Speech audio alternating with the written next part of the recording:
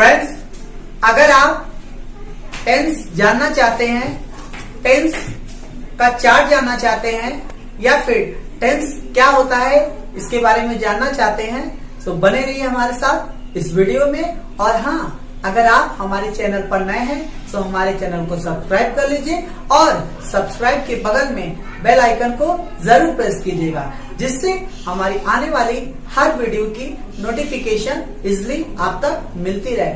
Thank you.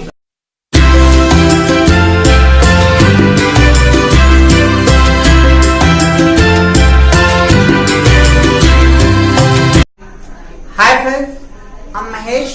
Most welcome to our channel Magic English with Mahi. Friends, आज आपको tense के बारे में बताएंगे और टेंस का चार्ट हमने बनाया है जिसे आप इजिली लर्न कर सकते हैं और यूज कर सकते हैं। फ्रेंड्स, तो सबसे पहले हम ये चाहेंगे कि आप जल्दी से स्क्रीनशॉट ले लीजिए और फिर उसके बाद हम आपको बताते हैं। तो फ्रेंड्स, आप स्क्रीनशॉट ले लीजिए।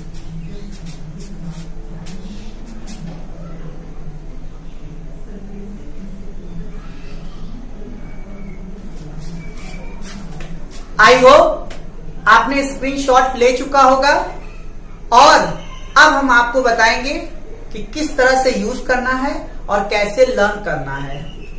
सो आइए बताते हैं। फ्रेंड्स, टेंस चार्ट, तो सबसे पहले हम शॉर्ट में बता दें टेंस क्या है। बहुत ज्यादा डीप में नहीं जाना है क्योंकि आज आपको चार्ट बताएंगे शॉर्ट में टेंस को लर्न करना। सो टेंस बता दें, टेंस की डेफिनेशन क्या होती है। कार्य के समय के मुताबिक क्रिया मीन्स वर्ब के रूप में जो परिवर्तन होता है उसे ही हम टेंस कहते हैं। कार्य के समय के मुताबिक वर्ब के रूप में जो परिवर्तन होता है उसे हम टेंस कहते हैं। और टाइम और टेंस दो होते हैं और दोनों आपस में मिलते हुए भी एक दूसरे से बहुत अलग होते हैं। तो फ्रेंड्स, बहुत इंपॉर्टेंट नहीं है, केवल आपको नॉलेज के लिए बता रहे। दूसरी चीज आपको बता दें, टेंस बना है, टेंस कहां से आया है। टेंस की उत्पत्ति लैटिन भाषा के टेम्पस नामक शब्द से हुई है। Tempus means TMPUS, tempus. Tense की उत्पत्ति लैटिन भाषा के टेम्पस नामक शब्द से हुई है, जिसका इंग्लिश में अर्थ होता है टाइम। मीन्स टेम्पस को इंग्लिश में हम कहते हैं टाइम। और आप टाइम का मतलब जानते हैं समय, और समय का मतलब ही होता है काल।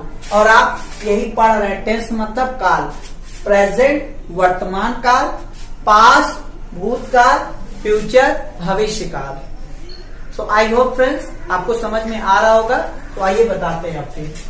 तो फ्रेंड्स, आइए बताते हैं टेंस मतलब काल, और आप जानते हैं टेंस। तो टेंस तीन प्रकार के होते हैं। पहला होता है present tense, past tense, future tense.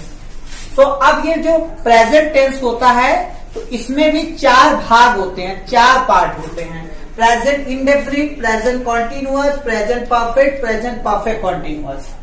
Past indefinite, past continuous, past perfect, past perfect continuous. Next future indefinite, future continuous, future perfect, future perfect continuous. तो फ्रेंड्स, कैसे इसको तैयार करना है उसको पहले हम बताते हैं। इसमें क्या क्या इंपॉर्टेंट बात है उसे आपको ध्यान में रखना है। सबसे पहले फ्रेंड्स, आप कैसे पहचानेंगे कि ये प्रेजेंट है कि पास्ट है कि फ्यूचर है, कैसे पहचानेंगे। तो पहले आपको बता दें, आप देख सकते हैं जो प्रेजेंट है उसके आगे लिखा हुआ है हु हो। इसका मतलब क्या हुआ। इट मीन्स अगर आपके हिंदी वाक्य के अंत में है आया हो या हु आया हो या हो, तो आप समझ जाइए कि ये प्रेजेंट टेंस है। प्रेजेंट टेंस है, प्रेजेंट इंडेफिनिट नहीं, केवल प्रेजेंट है, ये कंफर्म हो गया, प्रेजेंट टेंस है। और अगर हिंदी वाक्य के अंत में था, थी, थे आ गया तो समझ जाइए ये पास्ट टेंस है। कौन सा पास्ट में होगा, पास्ट इंडेफिनिट कि पास्ट कॉन्टिन्यूअस, की अभी आगे बताएंगे। नेक्स्ट, और अगर गागी के आ गया वाक्य अंत में तो समझिएगा फ्यूचर टेंस है। छोटा सा एग्जांपल से आपको बता देते हैं। जैसे हमने कहा वह पढ़ता है। तो अब देखिए है आया है अंत में, तो समझ जाइए है आया तो समझिए ये प्रेजेंट टेंस है। ये क्या है? प्रेजेंट टेंस है। अब इसी में हमने कह दिया वह पढ़ा। अब देखिए हमने जैसे कह दिया वह पढ़ता था, तो अब देखिए था आ गया इसमें है, तो अब समझिए पास्ट टेंस हो गया। दूसरी चीज अब देखिए हमने कहा वह पढ़ेगा। अब गा देखिए इसमें आया, तो अब ये फ्यूचर टेंस मीन्स ये फ्यूचर टेंस हो गया। इसका मतलब अगर अंत में है यहाँ पे होगा तो प्रेजेंट टेंस आप बोल दीजिए, अगर था थे आ गया तो पास्ट टेंस बोल दीजिए, अब गागी के आ गया तो फ्यूचर टेंस बोल दीजिए। अब आइए फिर आगे बताते हैं। अब देखिए प्रेजेंट टेंस तो आपने पहचान लिया कि प्रेजेंट टेंस कैसे होगा। अब देखिए प्रेजेंट इंडेफिनिट कैसे पहचानेंगे। अंत में है हु आएगा तो प्रेजेंट टेंस होगा, लेकिन इंडेफिनिट कब होगा? जब इसी है हु हो के पहले ता ती ते लगा होगा, तो आप समझ जाइएगा प्रेजेंट इंडेफिनिट है। जैसे वह पढ़ता है, अब देखिए अंत में है आया, जब है आ गया तो समझ जाइए ये प्रेजेंट टेंस हो गया। अब हम आपसे पूछेंगे कि प्रेजेंट का कौन सा टेंस है, तो आप क्या बताएंगे? इंडेफिनिट। हम पूछेंगे कैसे, तो आप देखिए है के पहले ता आया है, इसी है हो के पहले जब ता ती ते लग जाएगा तो प्रेजेंट इंडेफिनिट हो जाएगा। देखिए है आ गया तो ये प्रेजेंट टेंस हो गया, और इसी के ठीक एक कदम पहले ता आया है, तो समझिए प्रेजेंट इंडेफिनिट टेंस। तो फ्रेंड्स अब उसी तरह से जैसे हम कह दें वह दौड़ता है। अब देखिए है लगा है, जब है लगा है तो प्रेजेंट टेंस हो गया। अब प्रेजेंट टेंस में कौन सा हुआ? इंडेफिनिट की कॉन्टिन्यूअस की परफेक्ट की परफेक्ट कॉन्टिन्यूअस। तो इसी है के पहले क्या आ रहा है? ता। अब ता देखिए यहाँ पे आया है, ता ती ते में से कोई भी आ गया तो समझिए प्रेजेंट इंडेफिनिट टेंस हो गया। अब आइए आगे फ्रेंड्स, समझ में आ रहा होगा प्रेजेंट इंडेफिनिट टेंस में क्या होता है। अगर आपका सेंटेंस अफर्मेटिव है, और अब हमने सेंटेंस पे ऑलरेडी वीडियो बना रखा है, अगर सेंटेंस अफर्मेटिव है तो आप क्या लगाएंगे? वर्ब का फिफ्थ फॉर्म। वर्ब का फिफ्थ फॉर्म क्या होता है शॉर्ट में बता दें, जब हम यस या ईएस लगाते हैं तो उसे ही हम फिफ्थ फॉर्म कहते हैं। जैसे गो होता है तो ये फर्स्ट फॉर्म है, हम कहें इसका फिफ्थ फॉर्म क्या होगा? बस यही ईएस जोड़ देंगे तो फिफ्थ फॉर्म। तो कहीं ईएस लगता है कहीं एस लगता है, उस पर हम अलग से वीडियो बनाएंगे। फिर जैसे ये हो गया रन, हम कहें इसका फिफ्थ फॉर्म क्या होगा? एस जोड़ दीजिए। तो इसी जो यस और यस लगाते हैं इसी को हम बोलते हैं फिफ्थ फॉर्म। तो आइए आगे बताएं। तो जब अफर्मेटिव सेंटेंस होगा तो आपको फिफ्थ लगाना है, fifth form. Present indefinite tense का जब भी अफर्मेटिव होगा तो आपको फिफ्थ फॉर्म लगाना है। नेक्स्ट, और अगर अफर्मेटिव को छोड़कर मीन्स नेगेटिव हो या इंटेरोगेटिव हो या इंटेरोनेगेटिव हो या WH हो, तो इसमें हम क्या करेंगे? डू या डज लगाएंगे, और ये डू डज क्या है? Helping verb. Do does helping verb plus verb का फर्स्ट फॉर्म लगाएंगे। लेकिन ये तभी डू डज फर्स्ट फॉर्म लगेगा जब अफर्मेटिव को छोड़कर कोई भी सेंटेंस हो, निगेटिव हो, इंटेरोगेटिव, इंटेरोनेगेटिव, WH होगा, तो आपको डू डज लगाना है और फर्स्ट फॉर्म, लेकिन फिफ्थ फॉर्म नहीं लगाना है क्योंकि फिफ्थ फॉर्म केवल अफर्मेटिव में लगेगा। आइए आगे, अब आते हैं प्रेजेंट कॉन्टिन्यूअस। अब अगर हमने कहा वह पढ़ रहा है, हमने कह दिया यहाँ पे पढ़ रहा है, तो अंत में है आ गया तो प्रेजेंट टेंस। जैसे हमने कह दिया वह दौड़ रहा है, अब देखिए है आया तो प्रेजेंट टेंस हो गया। अब है के पहले क्या लिखा है? रहा, और रहा देखिए ये मिल रहा है, तो इसका मतलब प्रेजेंट कॉन्टिन्यूअस। ये प्रेजेंट और ये कॉन्टिन्यूअस रहा। अब देखिए प्रेजेंट कॉन्टिन्यूअस टेंस हो गया, तो इसमें क्या हेल्पिंग वर्ब लगता है? Is, am, are. Is am are को बोलते हैं हेल्पिंग वर्ब, तो इज एम आर लगेगा और वर्ब का फोर्थ फॉर्म लगता है, वर्ब का फोर्थ फॉर्म। अब आइए आगे, प्रेजेंट परफेक्ट। अब प्रेजेंट परफेक्ट क्या होता है? जब आपके हिंदी वाक्य में या ये आए या फिर आ ई ए या चुका चुकी चुके और इसके बाद है होना चाहिए, तभी हम बोलेंगे प्रेजेंट परफेक्ट। जैसे वह दौड़ चुका है, तो दौड़ चुका, ये आ गया चुका, और है, दौड़ चुका है।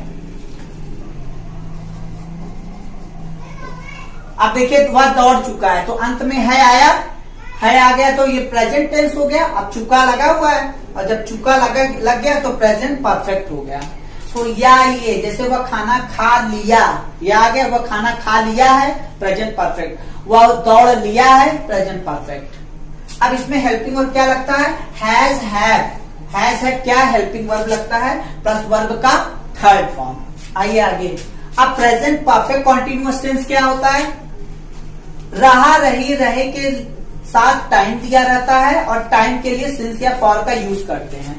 जैसे वह दौड़ रहा है, वह दौड़ रहा है, तो प्रेजेंट कॉन्टिन्यूअस, लेकिन टाइम जोड़ देंगे कि वह सुबह से दौड़ रहा है, तो प्रेजेंट परफेक्ट कॉन्टिन्यूअस।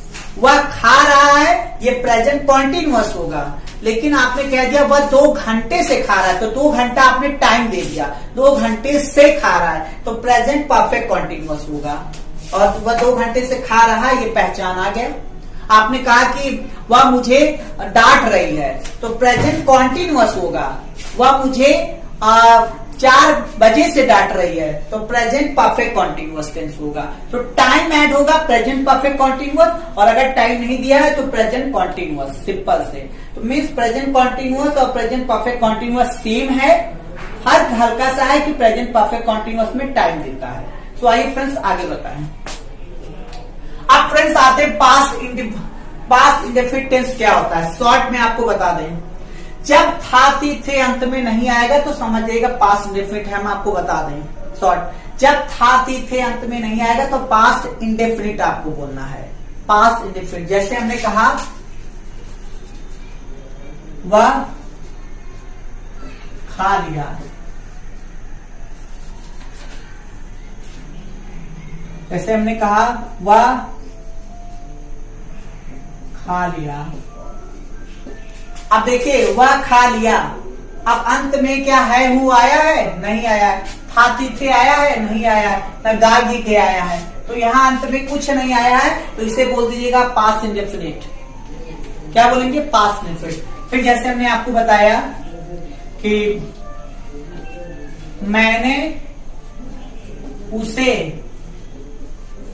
बता दिया, मैंने उसे बता दिया। अब देखिए अंत में या आ रहा है, इसमें क्या या है, इसमें या है, इसमें या है, नहीं, इसका मतलब पास्ट इंडेफिनिट। मीन्स जब अंत में है, हूं, हो, था, थी, थे या गागी के नहीं आएगा तो आपको पास्ट इंडेफिनिट बताना है, बस इतना याद रखिए। तो यहाँ देखिए अंत में या, तो यहाँ है, हूं आया नहीं है, था, थी, थे भी नहीं आया, गागी के भी नहीं आया, तो आपको बताना है पास्ट इंडेफिनिट टेंस।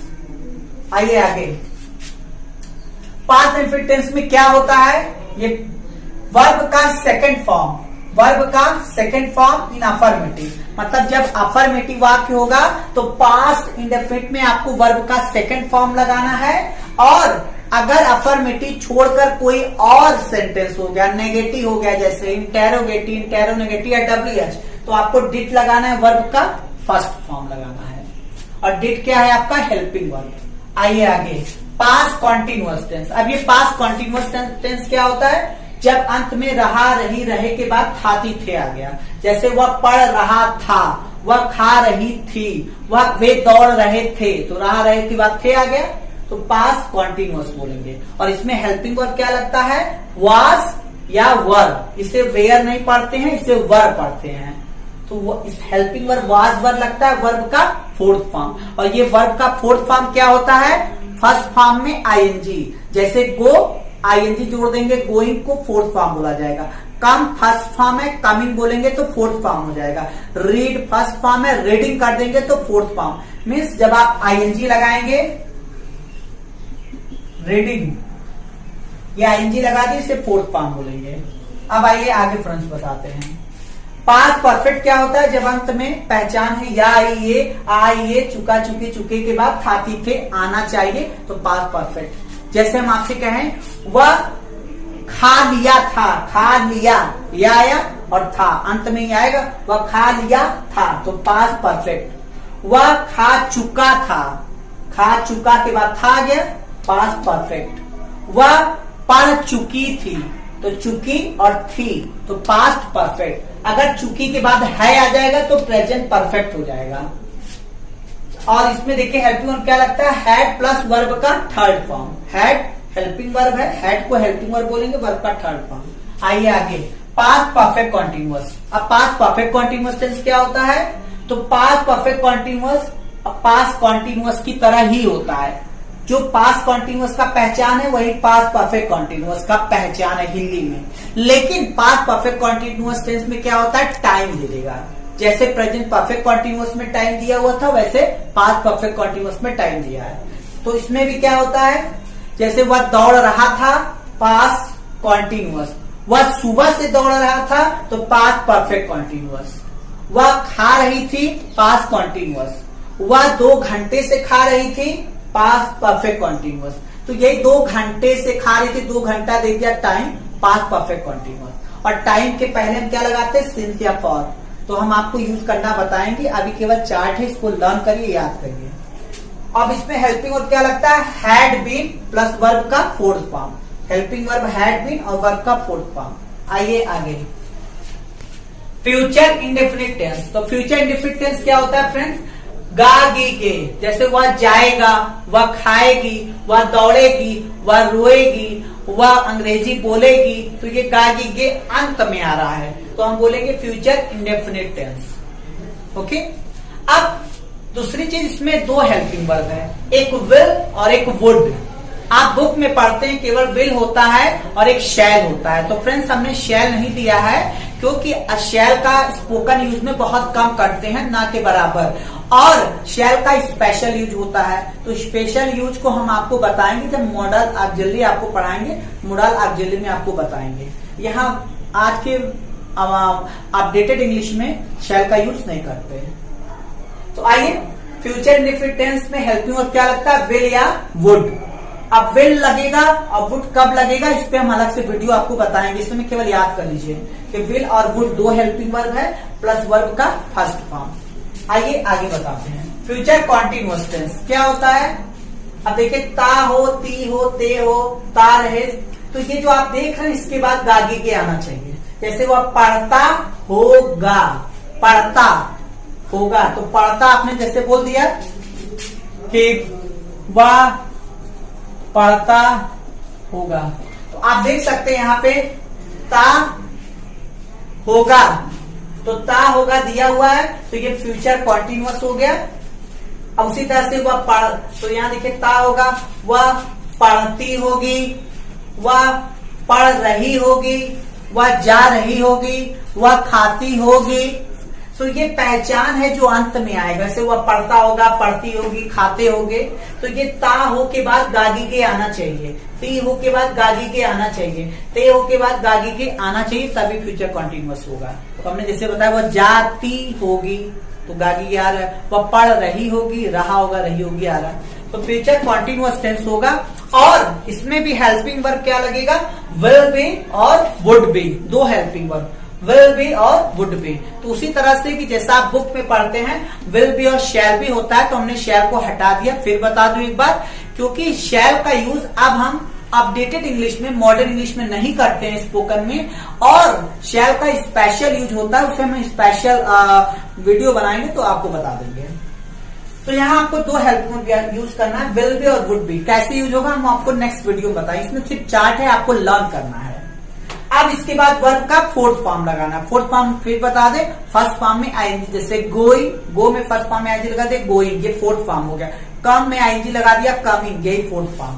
आइए आगे, फ्यूचर परफेक्ट टेंस, पहचान देख लीजिए, अंत में या हो। अब या हो लिखा हो तो हो के बाद गागी के आना चाहिए, तभी होगा फ्यूचर परफेक्ट। ये हो के बाद गागी के आना चाहिए, जैसे वह गया होगा, गया गया, या होगा, हो के बाद गा, फ्यूचर परफेक्ट। वह गई होगी, फ्यूचर परफेक्ट। वह वे गए, ये होंगे, होंगे, तब फ्यूचर परफेक्ट हो जाएगा। या फिर वह जा चुका होगा, ये हो है और यहां से गा ले लेंगे, तो वह जा चुका होगा, फ्यूचर परफेक्ट टेंस। अब इसमें हेल्पिंग वर्ब क्या लगता है फ्रेंड्स, विल हैव और would have plus third form. तो अब फिर बता दें, बुक में विल हैव और शैल हैव होता है, हमने शैल को नहीं दिया, वही रीजन है कि स्पेशल यूज में आपको बताएंगे। इसमें आप वुड हैव ये जानिए, और हम वुड हैव को बताएंगे वुड का यूज कैसे करना है नेक्स्ट वीडियो में। इसमें केवल आपको चार्ट को लर्न करना बता रहे हैं। दूसरी चीज, वर्ब का थर्ड फॉर्म आपको लगाना है। तो आइए आगे, फ्यूचर परफेक्ट कॉन्टिन्यूअस टेंस कैसे पहचानेंगे?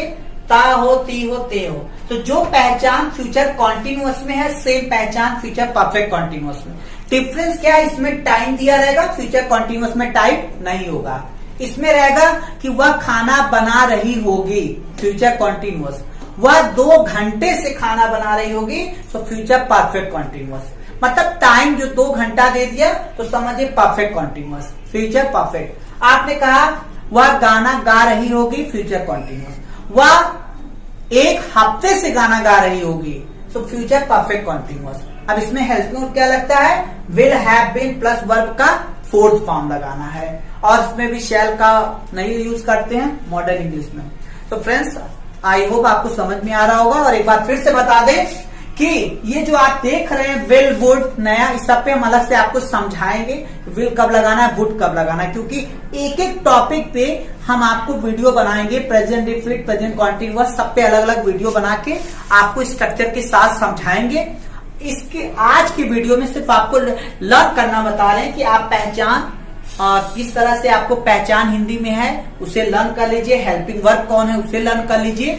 और इसके बाद जो हम आपको नेक्स्ट वीडियो बनाएंगे एक एक पर, present definite, present continuous, past indefinite, उसे हम अंग्रेजों के ट्रिक से बताएंगे कि किस तरह से आपको जल्दी से याद करना है। और आपको ना तो पहचान याद करना पड़ेगा ना ही हेल्पिंग वर्ब, बस आपको याद हो जाएगा। तो हम ऐसा ट्रिक बताएंगे कि अंग्रेज कैसे याद करते हैं कि 24 घंटे उनके माइंड में याद रहता है, पर जब आप इस तरह से याद करते हैं तो कहीं कहीं आप भूल जाते हैं। पर हमने नॉलेज के लिए बताया है कि जानकारी हो जाए, आपको होना भी चाहिए।